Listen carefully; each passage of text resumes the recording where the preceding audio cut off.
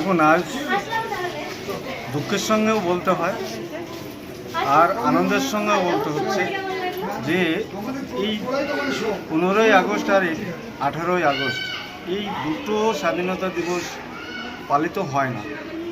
একটা দেশে দুটো স্বাধীনতা দিবস পালিত হয় না, কিন্তু এটা আমাদের ভাগ্যের বিড়ম্বনা যে নদিয়া জেলাবাসীর, যে এই নদিয়া জেলা যে ইতিহাস যা বলে সেই ইতিহাস আজ পর্যন্ত আমরা শিক্ষা ইতিহাস পুস্তকে দেখতে পাই না যে এই 18ই আগস্টের মহত্ব এবং 17ই আগস্টের গুরুত্ব কী। কোনো সরকারই সেইভাবেতে এটা গ্রহণ করেনি।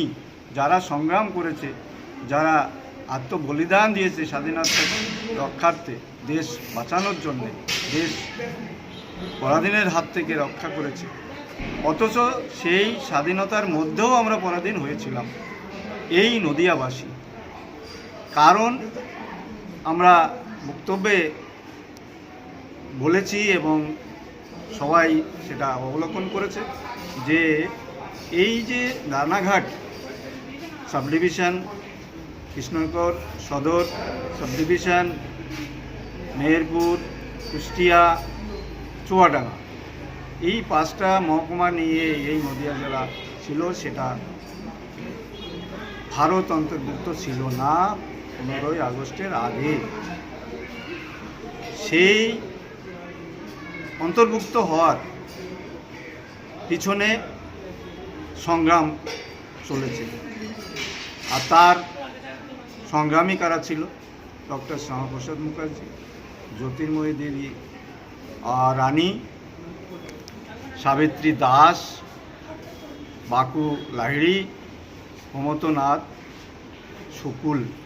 এদের অক্লান্ত সহযোগিতা এবং সংগ্রামের মাধ্যমে, সংগঠনের মাধ্যমে ব্রিটিশ শাসককে বাধ্য করা হয়েছিল যে এই নদিয়াবাসী, নদিয়া জেলা, রানাঘাট, কৃষ্ণনগর সদর, এটাকে ভারতের অন্তর্ভুক্ত করতে হবে।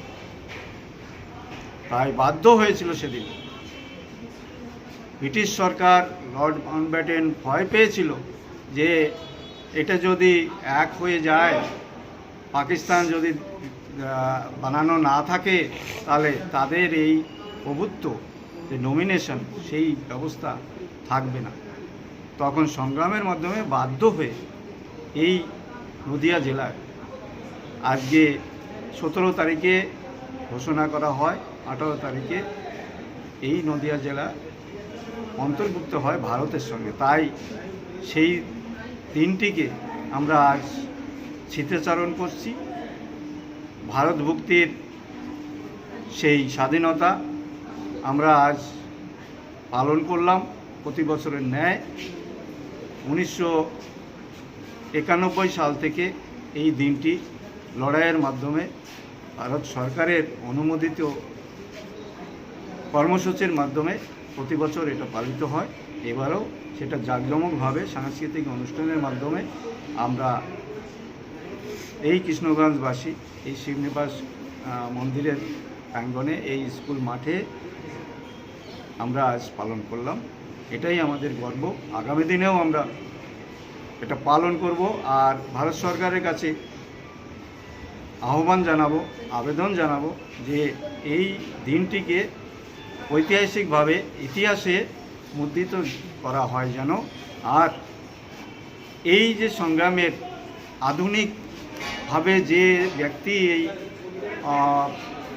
অনুষ্ঠানগুলো করছে প্রতি বছর, সেই ব্যক্তির অবদান অপরিসীম। সেই মহান ব্যক্তি মাননীয় শ্রী অঞ্জন শুকুল, ইনার নেতৃত্বে এই 18ই আগস্ট পরিচালন সমিতির উদ্যোগে এই দিনটি উদযাপন হয়। আর এই দিনটিকেই আমরা চিরস্মরণীয় হিসাবে রাখব। যে কষ্টের মধ্যে, দুঃখের মধ্যে, বেদনার মধ্যে আমরা আজ ভারতের অঙ্গ হিসাবে বসবাস করতে পারছি, এটা আমাদের গর্ব।